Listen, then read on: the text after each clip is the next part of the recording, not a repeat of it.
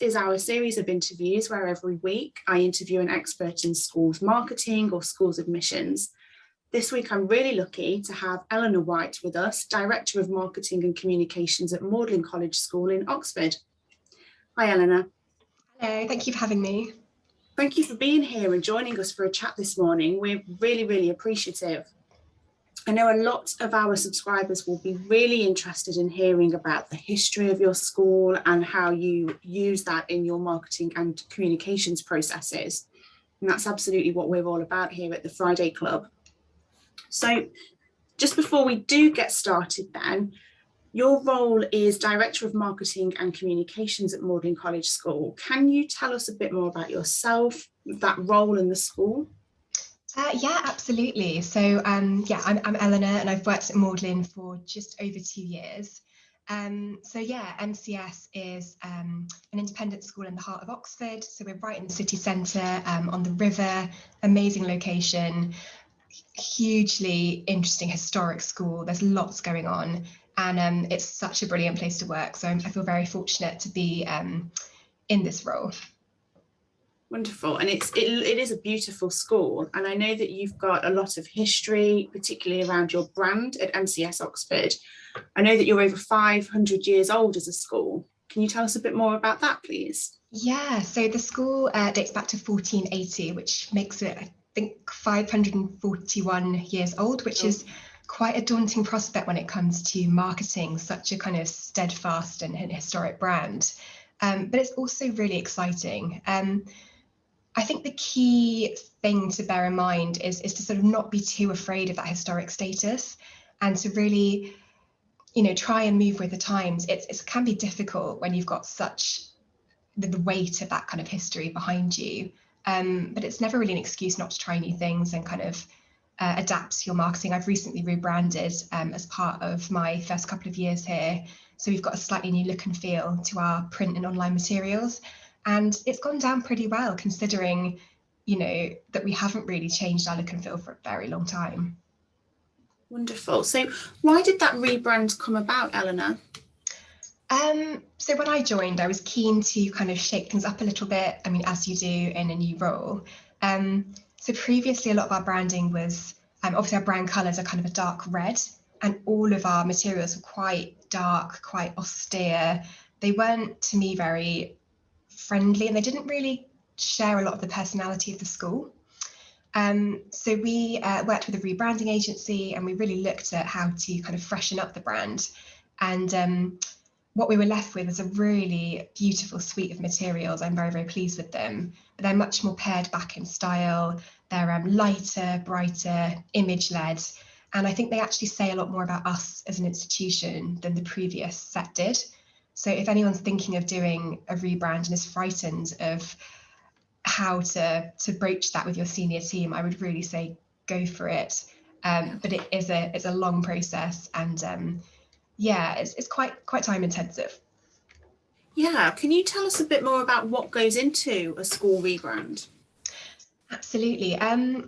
Yes, I would say give yourself time. That's my biggest tip. Don't think that you can do it in 6 months. It's a year, 18-month long process. So you basically start obviously by researching a rebrand agency, or if you're going to do it in-house yourself, I mean, good luck. That's quite a challenge. But there's a kind of lot of research process. There'll be kind of meetings with your senior team, making sure that you fully understand what it is that you want from the rebrand, possibly some sort of feedback from your parent body, feedback from your admissions team, obviously really important. And then essentially, the whole process took about 18 months. Obviously, the pandemic slightly slowed things down for us. We launched last September. And it's been a hugely rewarding process and one that I would definitely recommend.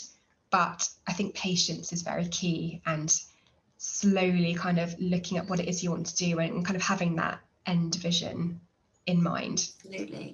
Absolutely. So you've mentioned looking at what parents want from the communications. What do you think parents expect from MCS Oxford in terms of communications?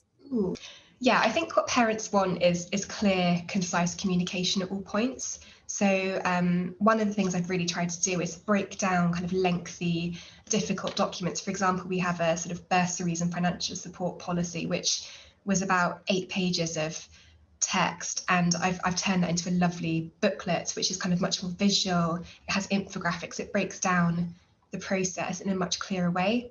So I think it's really about turning complex information into something visual.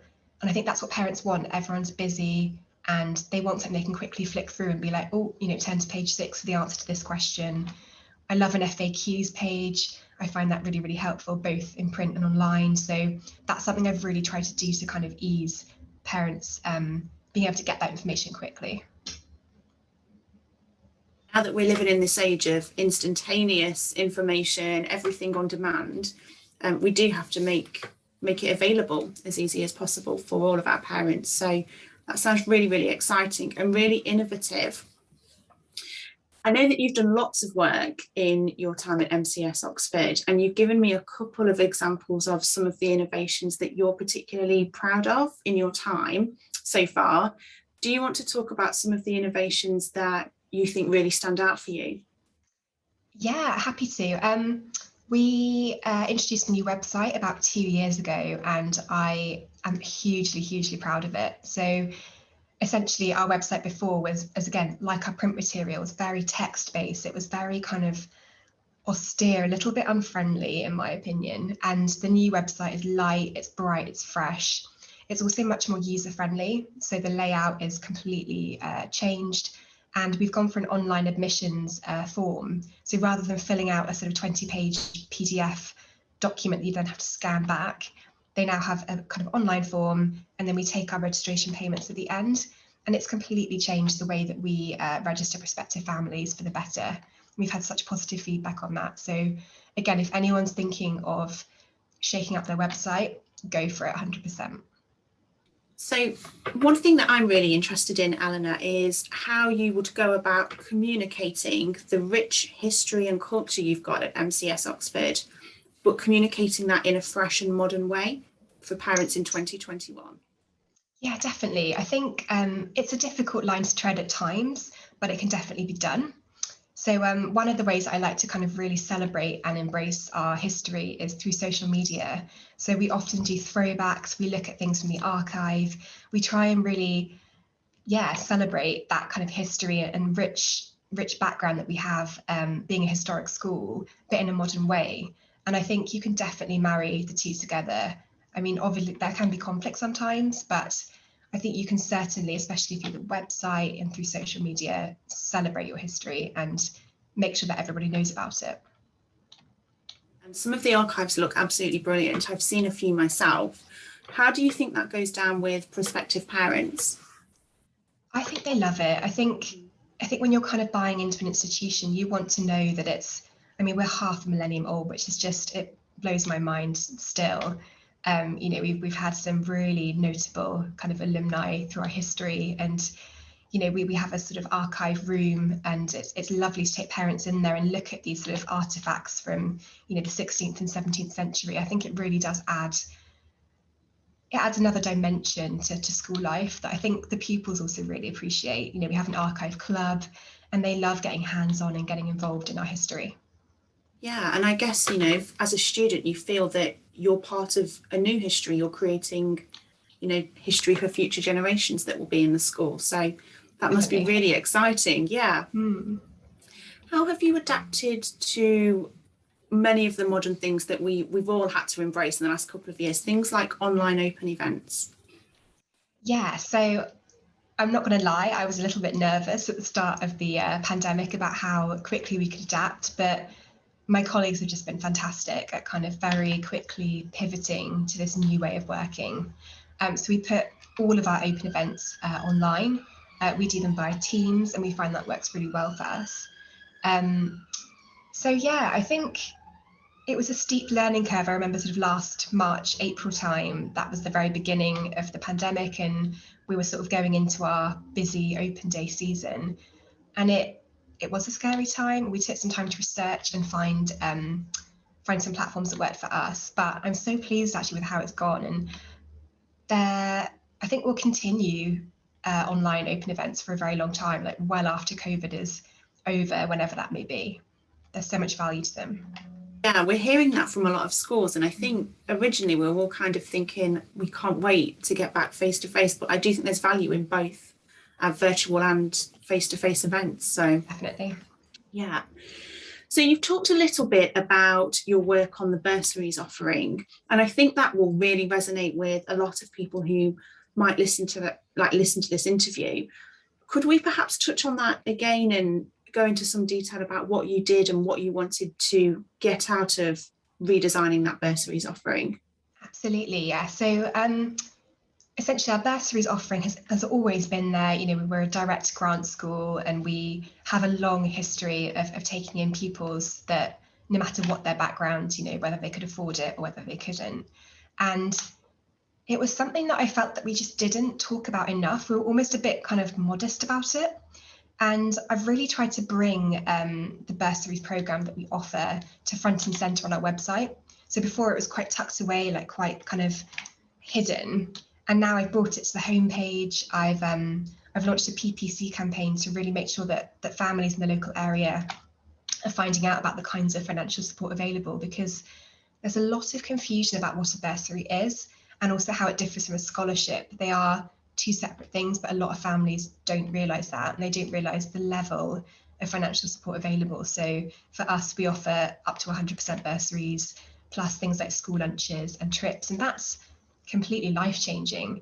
And I think by marketing it in a more effective way, you are changing lives essentially. And it's been a really, really exciting project to work on. I've turned around our kind of quite lengthy, inaccessible bursaries policy into a beautiful kind of document that really brings the process to life and explains, you know, step 1, step 2, step 3, how to secure the funding if you're eligible.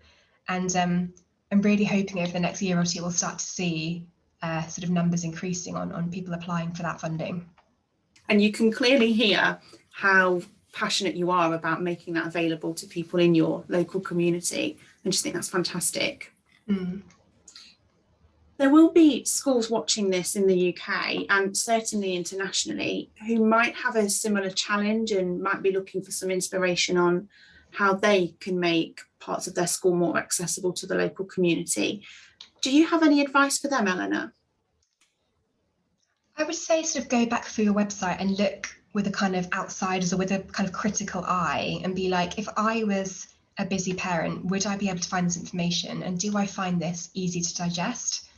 And I think I was going through some of our policies a year or so ago and being like, I'm not sure I fully understand how I would apply for a bursary. And so I can't expect a busy parent with, you know, 2, 3, 4 children to be able to kind of take the time to digest that. And so really start to think about how you can make the process easier for them. Can you put things online where they're a paper form? Can you explain the process better? We've done a lot of kind of how-to videos on the process, and that's really broken that information down. So I'd say that's my top tip, is just take a step back and be like, are we doing the best we can to explain this process to people? It sounds like really making the communication and the information that you're trying to get across as accessible, as digestible as possible has been really key for you. Definitely, yeah. Yeah, sounds brilliant. Okay, so just before our break time is over then, Ellena, one question that we always love to ask our guests is, what is your favourite thing about working in schools marketing? I'm going to go the cliche, but it's a cliche because it's true. And I think working in marketing and comms in a school is just so varied, and no 2 days are ever the same. So, I mean, you can be sat writing a press release and then you're off out on a photo shoot, or, you know, briefing your head for an important media interview. There's so much going on. And I just love the pace of schools, and especially Magdalen. Like, it's just such a fun environment to work in. I don't think I could imagine doing any other job at this point. You hear how passionate you are about your role. What are you looking forward to in the new academic term? I'm really looking forward to getting back to some physical events. I've really missed that. I think all of my colleagues have as well.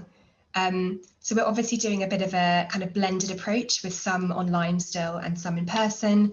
But I think that buzz that you get from an in-person event is just irreplaceable. And I'm really excited about sort of meeting some families again and kind of, getting stuck back into physical events. Brilliant. Well, I can't wait to see the events that you host, and can't wait to see what the new term has in store for you at MCS Oxford. Thank you so much for joining us today. I really enjoyed chatting to you and learning more about how you've marketed the school's history and background, and it's been really insightful for me, as well as all of the listeners that will watch this when it goes out. So thank you so much, Ellena. We really appreciate it. Thank you for having me. Thank you. Thank you.